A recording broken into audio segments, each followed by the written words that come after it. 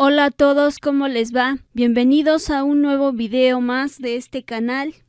En esta ocasión vamos a ver cómo evitar que se mueva el texto en Microsoft Word.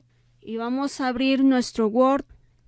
Nos vamos a posicionar hasta el final de nuestro texto. Por ejemplo, vamos a posicionarnos aquí al final.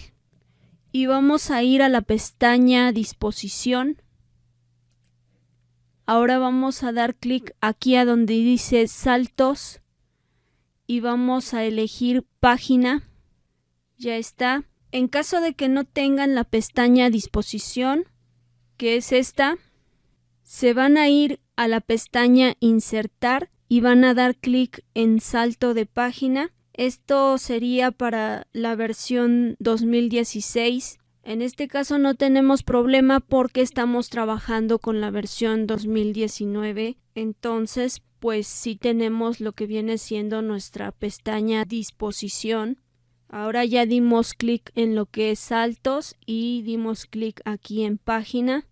Aquí, por ejemplo, no se ve en nuestro texto, pero aquí le hemos indicado un salto de página. ¿Cómo podemos visualizar ese salto? Bueno, podemos ir a lo que es la cinta inicio y aquí tenemos lo que viene siendo el carácter no imprimible. Vamos a activarlo. Como pueden ver, aquí dice salto de página y aquí tenemos el de más texto. Deben tener cuidado, chicos, con el salto de página, que es este, para no seleccionarlo y eliminarlo, porque si lo eliminan, pues se va a ver afectado lo que viene siendo el de más texto.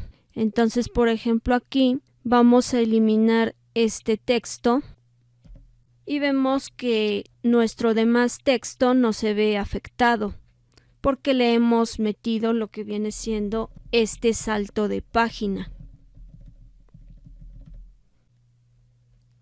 Si nosotros damos clic aquí en carácter no imprimible, vamos a desactivarlo y vemos que ya no se nos muestra el salto de página, pero lo tenemos aquí.